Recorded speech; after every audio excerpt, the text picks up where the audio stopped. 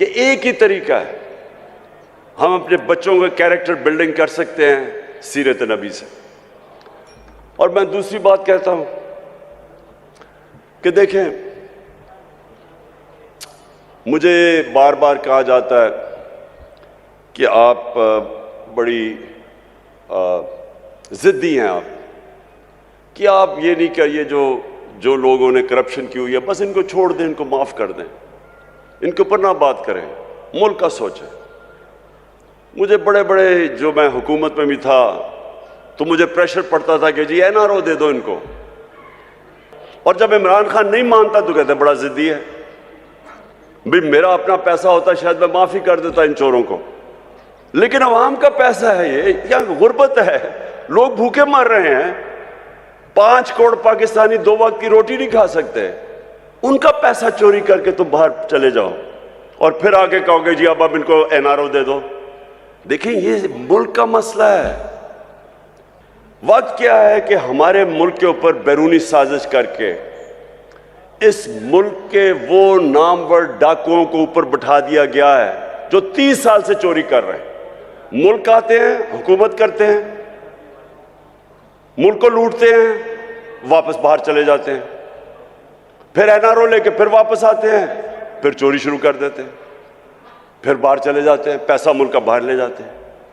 اب میں سوال یہ پوچھتا ہوں کہ اگر ایک بحثیت معاشرہ ہم اس ظلم اور ناانصافی کے خلاف اپنی آواز بلند نہیں کرتے اور اس کا مقابلہ نہیں کرتے، ہمارے اور بھیڑ بکریوں میں کوئی فرق نہیں ہے۔ اللہ تیری عبادت کرتے ہیں، تیرے سے مدد مانگتے ہیں۔ جناب پیر سید منور حسین شاہ صاحب، میں آپ کا اور اپنے سارے معزز مشائخ جو سارے پاکستان سے یہاں آئے ہوئے ہیں، میں پہلے تو آپ سب کو خوش آمدید کہتا ہوں، اور مجھے خوشی ہے کہ اس موقع پہ میں آپ سب سے اپنی بات چیت بھی کر لوں اور جو میرے خیالات ہیں اپنے ملک کے اوپر وہ بھی آپ کے سامنے رکھ لوں۔ یہاں بات نہیں کرنی۔ سب سے پہلے جی میں یہ واضح کر دوں کہ میں کوئی اسلام کا اسکالر نہیں ہوں، میں کبھی بھی اپنے آپ کو کوئی اسلام کا عالم نہیں سمجھا، لیکن میں ایک وہ انسان ہوں جس نے آہستہ آہستہ اپنی زندگی کے تجربے سے، اور تجربہ وہ جو کہ میری کرکٹ کی وجہ سے ساری دنیا مجھے پھرنے کا موقع ملا، میں نے اپنی یونیورسٹی بھی باہر کی، اور پھر کوئی اپنے 20-25 سال زندگی کے آدھا وقت پاکستان گزارتا تھا اور آدھا ملک سے باہر گزارتا تھا کرکٹ کی وجہ سے۔ تو میں نے اپنی زندگی کی تجربے سے اور دنیا کو سٹڈی کرتے ہوئے میں اپنے دین کی طرف آہستہ آہستہ آتا گیا، اور میں جو باتیں کرتا ہوں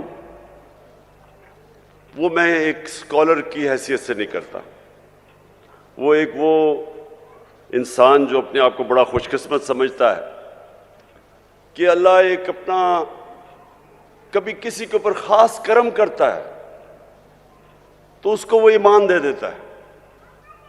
اللہ کا جو سب سے بڑا تحفہ، میں اپنے بیٹوں کو بھی یہ بتاتا ہوں کہ اگر جو سب سے بڑی نعمت اللہ کسی کو دے سکتا ہے وہ ہے ایمان کی، بولا نہیں ہے، وہ ہے ایمان کی۔ اگر ایمان انسان کو دے دیتا ہے، میری نظر میں، پھر سے میں ایک اسکالر نہیں اپنی حیثیت سے بات کر رہا ہوں، وہ انسان کو آزاد کر دیتا ہے۔ جو ایمان ہے وہ سچا ایمان ہے ہی وہ جو ایک انسان کو آزاد کر دیتا ہے، کیونکہ وہی جب آپ لا الہ الا اللہ، آپ کے دل میں جب اللہ ایمان ڈال دیتا ہے اس کا مطلب ہی کچھ اور ہو جاتا ہے۔ بنسبت کہ آپ ہم دنیا میں نے بڑے مسلمان دیکھے ہیں، کلمہ بھی پڑھتے ہیں، لیکن وہ ان کو آزاد نہیں کرتا۔ قرآن کی ایک میں نے آیت پڑھی تھی کہ ایمان والا آدمی ایمان والے آدمی کو پہچان لے گا۔ وہ کیسے پہچانے گا؟ میری نظر میں وہ آزاد ہو جاتے ہیں، وہ اپنی نفس پہ قابو پا جاتے ہیں، ان کے خوف دور ہو جاتے ہیں، وہ لالچ کو کنٹرول کر لیتے ہیں، پیسے کو استعمال کرنا سیکھتے ہیں، پیسے سے استعمال نہیں ہوتے۔ سب سے بڑی بات کہ وہ سوائے اللہ کے کسی کے سامنے نہیں جھکتے۔ جو خوف کا بت میری نظر میں، میری زندگی کے تجربے میں، جو اللہ نے انسان کو اشرف المخلوقات بنایا، عظیم مخلوق، وہ اس لیے اپنی پرواز نہیں کر سکتا، سب سے بڑا جو بت جب وہ نہیں توڑتا وہ ہے خوف کا بت۔ مرنے سے میں ڈرتا ہوں، میں ظالم کے سامنے نہیں کھڑا ہوتا، میں نوکری کر رہا ہوں، میں اپنے ضمیر کے خلاف جاتا ہوں کہ میری نوکری نہ چلی جائے۔ میں تو اس کو بھی شرک سمجھتا ہوں۔ جدھر آپ اپنے ضمیر کا سودا کرتے ہیں اور رائے حق سے ہٹتے ہیں، میری نظر میں تو وہ بھی شرک ہے۔ پیسے کی پوجا کرنا، پتہ ہے کہ میں چوری کر رہا ہوں، کرپشن کر رہا ہوں، لیکن میں ہر چیز جسٹیفائی کر لیتا ہوں کہ جی میرے گھر میں پیسہ نہیں تھا اس لیے چوری کر رہا ہوں۔ میں نے تو زندگی میں لوگوں کو ہر چیز کو جسٹیفائی کرتا دیکھا ہے، قتل کو بھی وہ جسٹیفائی کر دیتے ہیں، کرپشن کو، قتل کو، جھوٹ کو، زنا کو، سب کو جسٹیفائی انسان کر سکتا ہے۔ تو جو ایمان ہوتا ہے وہ انسان کو بدل دیتا ہے، وہ اصل میں انسان کا جو قبلہ ہے وہ صحیح قبلہ آ جاتا ہے، اس کا ڈائریکشن زندگی کا بدل جاتا ہے۔ وہ بجائے دنیا میں رہنے کے وہ اپنی آخرت کی فکر کرنی شروع کر دیتا ہے، اور وہ پھر اس کا کیریکٹر بھی بدلنا شروع ہو جاتا ہے۔ کبھی بھی انسان کا کیریکٹر نہیں بدلتا میری نظر میں، جب صرف ایمان ہی کیریکٹر بدل سکتا ہے انسان کا۔ تو یہ میں سمجھتا ہوں سب سے بڑی نعمت اللہ کی۔ تو جب میں وزیر اعظم بنا اور میرا یہ ساری دنیا کا تجربہ تھا کہ وہ ملک جو آگے نکل گئے، جو ترقی یافتہ ملک ہیں، جدھر ہمارے یہاں سے پاکستانی مرتے ہیں ویزا لے کے ان ملکوں میں جانے کے لیے، میں نے جب ان ملکوں کو اسٹڈی کیا تو میرے معزز مشائخ، میں اس نتیجے پہ پہنچا کہ وہ مدینہ کے ریاست کے اصولوں پہ ہمارے سے زیادہ قریب ہیں۔ ادھر عدل اور انصاف کا نظام ہمارے سے بہتر ہے، ادھر ان کی میرٹ کا نظام بہتر ہے، ادھر انسانیت کا نظام بہتر ہے۔ فلائی ریاست، میں آپ کو کئی ایسی ریاست بتا سکتا ہوں اسکینڈینیویا میں، اور اگر آپ کبھی پاکستانی ملے ادھر سے تو ان سے پوچھیں کہ انسانیت کیا ہوتی ہے۔ ہمارے تو نبی صلی اللہ علیہ وسلم نے تب تقریباً 1500 سال پہلے دنیا کی سب سے پہلی فلاحی ریاست بنائی تھی۔ اس سے پہلے تو کوئی فلاحی ریاست نہیں تھی، بادشاہ تھی، طاقتور کے پاس سب کچھ تھا، کمزور کے پاس کچھ نہیں تھا۔ جو انسانی نظام اور جو جانوروں کے نظام میں فرق کیا ہے؟ جانوروں کے نظام اور انسان میں کیا فرق ہے؟ میری نظر میں جو اللہ نے اپنے سارے پیغمبر بھیجے تھے 1,00,000 سے زیادہ، وہ سارے ایک ہی پیغام دینے آئے تھے کہ جانوروں کی جو جانوروں کی بستی ہوتی ہے اس میں انصاف نہیں ہوتا، اس میں جس کی طاقت اس کے پاس سب کچھ ہے، کمزور کے کوئی حیثیت نہیں ہوتی اس میں، اور وہاں انسانیت نہیں ہوتی۔ جو کمزور ہوتا ہے وہ بھوکا مر جاتا ہے وہاں۔ جو انسانی نظام ہوتا ہے، انسانی نظام فرق ہی ان دو خاص چیزوں پہ ہوتا ہے کہ وہاں انسانیت ہوتی ہے، وہاں رحم ہوتا ہے، اور پھر ادھر عدل اور انصاف ہوتا ہے۔ یہ دو بنیاد ہیں جو فرق کرتی ہے ہمیں جانوروں سے، اور سارے اللہ کے پیغمبروں کا بنیادی پیغام ہوتا یہ ہے۔ تو ہم نے جو مغرب میں ریاستیں دیکھیں، مجھے افسوس سے کہنا پڑتا ہے کہ میں نے پاکستان میں تو نہیں دیکھا ویسی انسانیت، میں نے تو یہاں ویسا انصاف نہیں دیکھا. میں نے تو میرٹ بھی انصاف کا حصہ ہے کہ جو محنت کرتا ہے اس کو اس کا حق ملنا چاہیے. میں نے تو یہاں نہیں دیکھا. آپ دیکھ لیں، آپ کے خاندانی یہ جو دو پارٹیز ہیں، دو خاندان ہیں، وہ ان کے خاندان کے علاوہ کوئی اوپر ہی نہیں آ سکتا. یہ تو مدینہ کی ریاست آپ اسٹڈی کریں، جو محنت کرتا تھا، جو اچھے کام کرتا تھا وہ اوپر چلا جاتا تھا. سلمان فارسی کی مثال دیتے ہیں، تو باہر سے آیا تھا، اس کو انہوں نے کیونکہ اس میں قابلیت تھی اس کو اوپر آنا پڑا. میریٹوکریسی تھی، وہ انصاف کا حصہ ہے. ہمارے ملک میں دیکھ لیں کتنی میریٹوکریسی ہے. میں نے کہہ دیا کہ آرمی چیف کو میرٹ پہ آنا چاہیے، مصیبت پڑ گئی ساری جگہ. تو یہ ہمارے مسئلہ یہ ہے کہ میرٹ کا مطلب ہی نہیں ہمیں سمجھ. آپ اگر دنیا میں مقابلہ کر لیں، جس معاشرے کے اندر انصاف اور میرٹ ہوتا ہے وہ آگے نکل جائے گا اس معاشرے سے جس میں میرٹ نہیں ہوتا. دو کرکٹ ٹیم چلے، میں نے کرکٹ میں 20 سال دنیا میں انٹرنیشنل کرکٹ کھیلا. ایک کرکٹ ٹیم میرٹ پہ سلیکٹ ہوتی ہے، دوسری سفارشوں کی ہوتی ہے. جو مرضی آپ کر لیں میرٹ والی ٹیم جیت جائے گی. اسی طرح جس ملک کے میرٹ پہ ادارے اوپر آتے ہیں وہ آگے نکل جائے گی. تو سب سے پہلے تو انصاف، اور پھر جو فلاحی ریاست جدھر انسانیت ہوتی ہے، جدھر آپ اپنے کمزور طبقے کی فکر کرتے ہیں، جدھر آپ ذمہ داری سمجھتے ہیں کہ میرے جو لوگ ہیں بیچارے جو نچلے طبقہ ہے، ہماری اسٹیٹ کی ذمہ داری ان کو تعلیم دیں، ان کے لیے علاج کریں، ان کا صحت کا دھیان رکھیں، ان کی نوکریاں کریں. یہ آج آپ یورپ چلے جائیں، برطانیہ چلے جائیں، آپ ان ملک کو علی پیچھے ہو، آپ دنیا میں چلے جائیں، ہر جگہ کے اوپر آپ کو یہی نظر آئے گا کہ بہتر ان کا سسٹم، سوشل سیکیورٹی سسٹم بہتر ہے.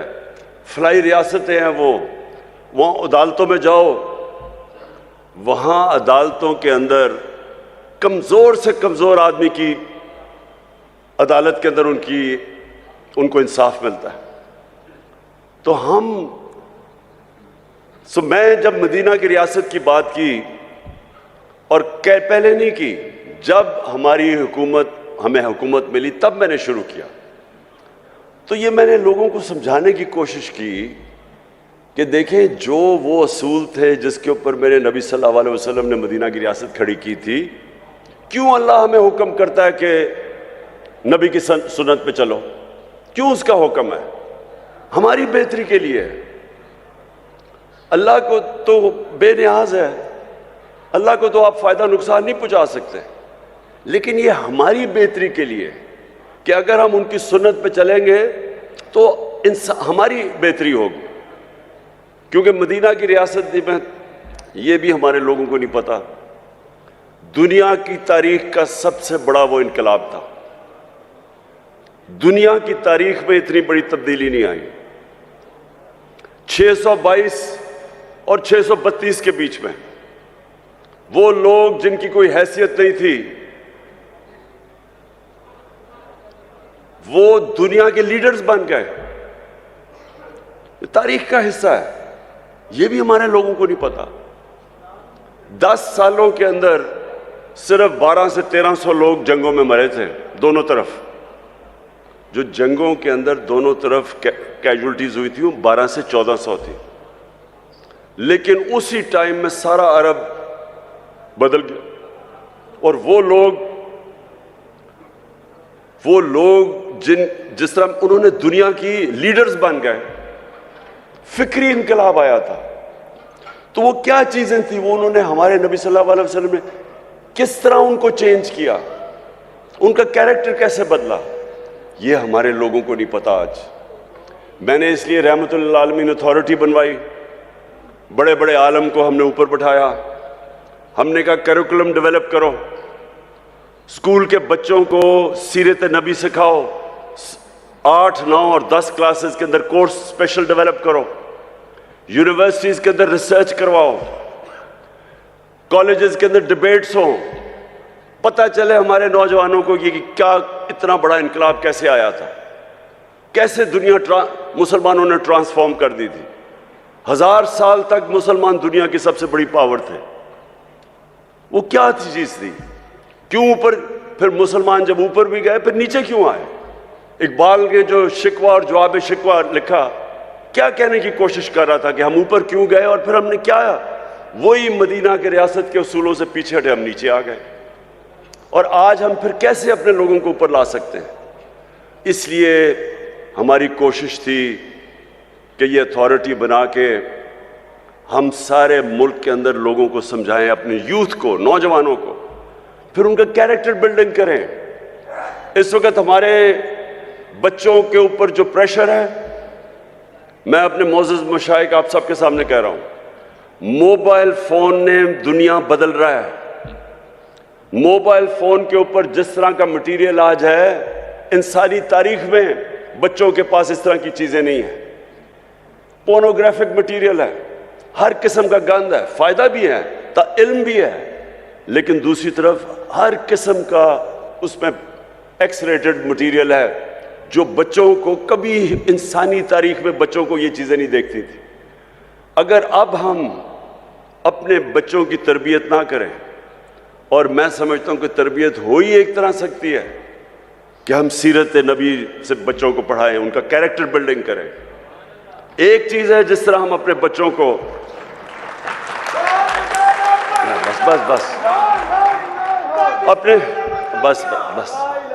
بچوں کو ابھی سے ان کی تیاری کروائیں اپنی حفاظت کرنے کے لیے، کہ جس طرح کا یہ ہے۔ اور میں آپ کو بتا رہا ہوں، میں جب پرائم منسٹر تھا، میں نے جب آئی جیز کو بلوایا، ان سے پوچھا کہ بتائیں کون سی جرم تیزی سے بڑھ رہے ہیں، تو ہمارے زمانے جب میں 4 سال پہلے کی بات کر رہا ہوں، تو جو سیکس کرائمز ہیں یہ تیزی سے بڑھ رہی ہیں پاکستان میں، بچوں سے جو زیادتی ہیں وہ بڑھ رہی ہیں، اور وہ اس کی بہت بڑی وجہ موبائل فون ہے۔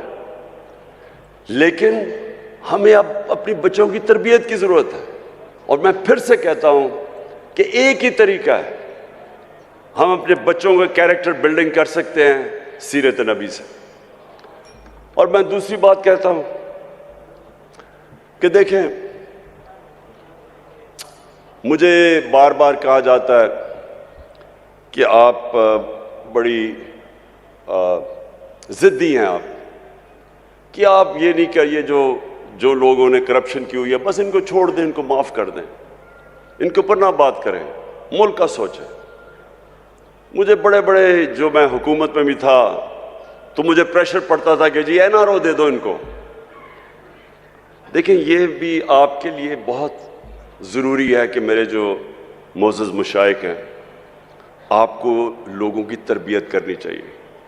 دیکھیں، ہمارے نبی صلی اللہ علیہ وسلم رحمت للعالمین تھے، ان سے زیادہ رحم کرنے والا انسان نہیں تھا، جس کو اللہ نے کہا کہ ساری دنیا کے لیے رحمت بن کے آئے، مسلمان ہو یا نہیں ہو۔ لیکن ان کو جو سب سے زیادہ رحمت کرنے والے انسان تھے، رحم کرنے والے انسان تھے، جب فتح مکہ ہوئی انہوں نے ان سارے کفار کو معاف کر دیا جنہوں نے مسلمانوں پہ بڑا ظلم کیا تھا، ان کے اوپر ہر قسم کا تشدد کیا تھا، ان کو ہجرت کرنی پڑی، ان کے جس طرح کی مشکلات کا سامنا کرنا پڑا۔ تو جب فتح مکہ ہوئی تو ان کو بدلہ تو لینا چاہیے تھا، لیکن رحمت للعالمین نے سب کو معاف کر دیا۔ لیکن جب ان کے پاس ایک آدمی آیا اور کہا کہ دیکھیں جی، یہ قریش کی لڑکی نے چوری کی ہے، یہ قریش کی لڑکی ہے، اس کو معاف کر دیں، تو تب انہوں نے کہا کہ میری بیٹی بھی اگر چوری کرے گی اس کو بھی معاف نہیں کیا جائے گا۔ یعنی جدھر چوری، آپ جس دن چوری کو معاف کرنا شروع کر دیں آپ اپنا معاشرہ تباہ کر دیتے ہیں۔ انہوں نے جو ان کی حدیث ہے، اللہ کے آخری پیغمبر کی جو حدیث ہے، اچھا، اور مجھے یہ بھی نہیں سمجھ آتی کہ یہ اس کے اوپر کنٹروورسی کیوں ہے جب قرآن میں واضح لکھا گیا ہے کہ نبی صلی اللہ علیہ وسلم اللہ کے آخری پیغمبر ہیں تو اس کے اوپر ڈیبیٹ کیوں ہے؟ جو نہیں مانتا وہ مسلمان ہی نہیں ہے اس پہ.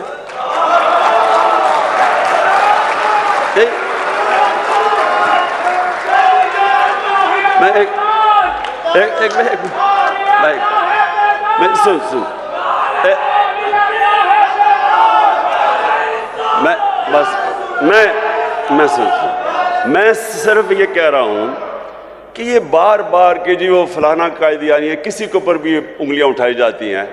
میں سمپل بات کر رہا ہوں، جس نے بھی قرآن پڑھی ہوئی ہے اس میں یہ چیز تو واضح ہے نا کہ محمد مصطفیٰ نبی صلی اللہ علیہ وسلم اللہ کے آخری پیغمبر ہے. واضح ہی ہے، تو اس کے اوپر تو ڈیبیٹ ہی نہیں ہے. ہم ایسے کہ کبھی کسی کے اوپر انگلی اٹھاتے ہیں. اچھا، تو میں یہ اب آپ کو دیکھیں، یہ بہت ضروری ہے ہم سب کے لیے. یہ جو وقت ہے اس وقت پاکستان میں، یہ بہت اہم وقت ہے. وقت کیا ہے کہ ہمارے ملک کے اوپر بیرونی سازش کر کے اس ملک کے وہ نامور ڈاکوؤں کو اوپر بٹھا دیا گیا ہے جو 30 سال سے چوری کر رہے ہیں. ملک آتے ہیں، حکومت کرتے ہیں، ملک کو لوٹتے ہیں، واپس باہر چلے جاتے ہیں، پھر NRO لے کے پھر واپس آتے ہیں، پھر چوری شروع کر دیتے ہیں، پھر باہر چلے جاتے ہیں، پیسہ ملک کا باہر لے جاتے ہیں. اب میں سوال یہ پوچھتا ہوں کہ اگر ایک بحثیت معاشرہ ہم اس ظلم اور ناانصافی کے خلاف اپنی آواز بلند نہیں کرتے اور اس کا مقابلہ نہیں کرتے، ہمارے اور بھیڑ بکریوں میں کوئی فرق نہیں ہے. اس سے بڑا ظلم کیا ہے؟ چوری. آپ یہ ایسے ہے کہ آپ کے گھر میں کوئی چوری کرے، چوری کر کے چلا جائے اور تھوڑی دیر بعد کہ جی میری چوری معاف کر دو. کون کرے گا؟ آپ کا کوئی گھر لوٹ کے جائے، معاف کریں گے اس کو؟ کہیں گے پہلے پیسے واپس کرو. تو کرپشن تو ملک کا پیسہ چوری ہے. وہ جو سارے عوام کا، جو اسکولوں پہ، ہسپتالوں پہ، جو ہر چیز عوام کی سہولتوں کے لیے پیسہ، وہ چوری کر کے باہر لے جاتے ہیں اور پھر تھوڑی دیر بعد کہتے ہیں جی اس کو معاف کر دو. اور جب عمران خان نہیں مانتا تو کہتے ہیں بڑا ضدی ہے. بھی میرا اپنا پیسہ ہوتا شاید میں معافی کر دیتا ان چوروں کو، لیکن عوام کا پیسہ ہے. یہ یہاں غربت ہے، لوگ بھوکے مر رہے ہیں. 5 کروڑ پاکستانی 2 وقت کی روٹی نہیں کھا سکتے. ان کا پیسہ چوری کر کے تم باہر چلے جاؤ اور پھر آگے کہو گے جی اب ان کو NRO دے دو. دیکھیں یہ ملک کا مسئلہ ہے. میرے نبی صلی اللہ علیہ وسلم نے واضح طور پہ کہا کہ جو قوم چھوٹے چوروں کو جیل میں ڈال دیتی ہے اور بڑے ڈاکوؤں کو معاف کر دیتی ہے، NRO کر دیتی ہے، نہیں پکڑتی، وہ قوم تباہ ہو جاتی ہے. آج اب کوئی غریب ملک میں چلے جائیں، کیونکہ میں نے ساری دنیا دیکھی ہے، کسی غریب ملک میں چلے جائیں، غربت کا اصل وجہ یہ کیا ہے کہ وہاں طاقتور قانون سے اوپر ہے، کمزور جیلوں میں جاتا ہے. اب کسی ملک میں چلے جائیں، نائجیریا تیل کے ذخیرے پہ بیٹھا ہوا ہے، سب سے زیادہ جو تیل ہے وہ نائجیریا کے اندر ہے. وہاں غریبوں کی فوج ہے. وہاں کیوں غربت ہے؟ کیونکہ ان کے اوپر لوگ بیٹھ کے پیسہ چوری کر کے ملک سے پیسہ باہر لے کے جا رہے ہیں. سوئٹزرلینڈ چلے جائیں، سوئٹزرلینڈ میں کوئی وسائل ہی نہیں ہے. ہمارے جو شمالی علاقے ہیں، ناردرن ایریاز، سوئٹزرلینڈ سے دگنے بڑے سائز میں اور سوئٹزرلینڈ سے بہت زیادہ خوبصورت ہے. وہ ملک جس کے پاس ہے ہی کچھ نہیں سوائے پہاڑوں کے، وہ دنیا کا سب سے خوشحال ملک ہے، کیونکہ سب سے زیادہ دنیا کے اندر انصاف سوئٹزرلینڈ میں ہے. سب سے زیادہ قانون کی حکمرانی سوئٹزرلینڈ میں. کسی طاقتور کی جرت نہیں ہے کہ ملک کا پیسہ چوری کر کے باہر چلا جائے. کسی طاقتور کا جرت ہے کہ کسی کی زمین پہ قبضہ کر لے یا کسی کے گھر پہ قبضہ کر لے. قانون ہے، انصاف ہے. حضرت علی رضی اللہ تعالیٰ نے فرمایا تھا کہ کفر کا نظام چل جائے گا لیکن ناانصافی اور ظلم کا نظام نہیں چل سکتا. ہمارا یہ مسئلہ ہے آج. یہاں کوئی وسائل کی کمی نہیں ہے. یہ اللہ نے ہر قسم کی اس ملک کو نعمت دی ہے، لیکن یہ ملک تب تک نہیں چلے گا جب تک ہم مل کے اپنے ملک کو ان اصولوں کی طرف لے کے جائیں جس کے اوپر مدینہ کی ریاست کو کھڑا کیا تھا میرے نبی نے.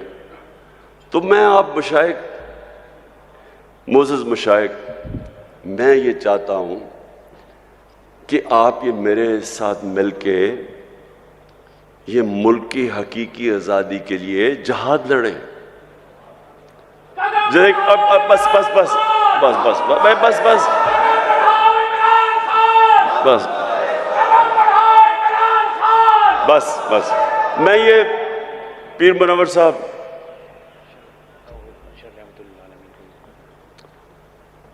پیر منور صاحب، آپ کے بڑوں نے قائد اعظم کی مدد کی، اس سپورٹ کے بغیر پاکستانی نہ بنتا.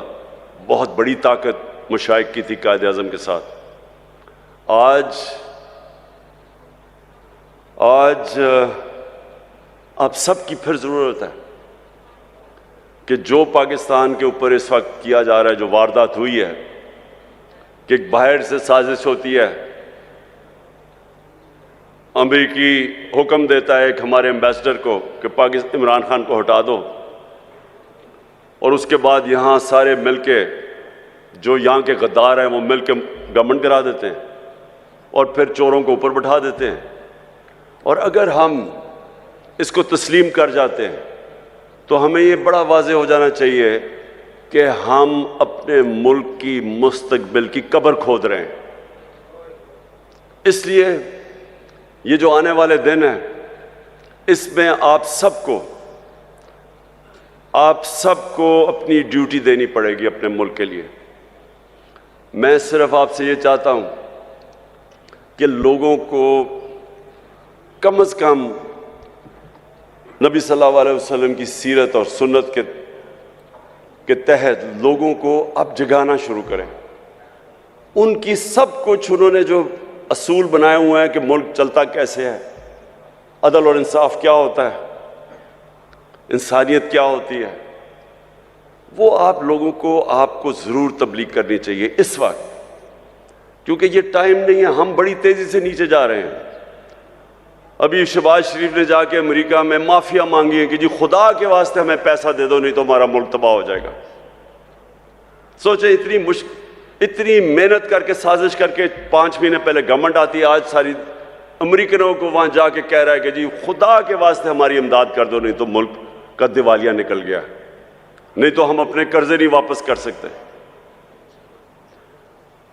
سوال تو ان سے یہ پوچھنا چاہیے کہ آپ کے سارے پیسے، اربوں ڈالر ساری دنیا کو پتہ باہر پڑے، ملک کے لیے پیسے مانگ رہے ہو، اپنا پیسہ باہر رکھا ہوا ہے. دوسروں کو کہہ رہے ہو کہ ملک میں پیسہ لے کے آؤ اور اپنا پیسہ باہر لے گئے ہو. تو میں آخر میں سب سے ابھی سے ہی میں اپنی حکومتوں کو، 4 ہمارے پاس حکومتیں ہیں، گلگت بلتستان، آزاد کشمیر، پختونخوا اور پنجاب. انشاءاللہ ہم نے پچھلے سال بھی اور اس سال بھی بھرپور طریقے سے 12 ربیع الاول بنائیں گے. اور جب ہم 12 ربیع الاول بنائیں گے تو اسی میں اپنے نوجوانوں کو نبی صلی اللہ علیہ وسلم کی سیرت سے بھی آگاہ کریں گے، اور انشاءاللہ ان کے کیریکٹروں کو اوپر اٹھائیں گے. اور وہ میں ایک دن خواب دیکھتا ہوں کہ وہ وقت آئے گا جب پاکستانی دنیا میں جائیں گے تو جس طرح ایک دفعہ ایک وقت ایسا تھا کہ انڈونیشیا اور ملیشیا میں مسلمان تاجر جب گئے تو لوگوں نے ان کا کردار دیکھ کے، مسلمان تاجروں کا کردار دیکھ کے لوگ مسلمان ہو گئے. انشاءاللہ وہ بھی دن آئے گا جب ہمارا پاکستانیوں کا کردار دیکھ کے لوگ اسلام کی طرف آئیں گے. پاکستان زندہ باد.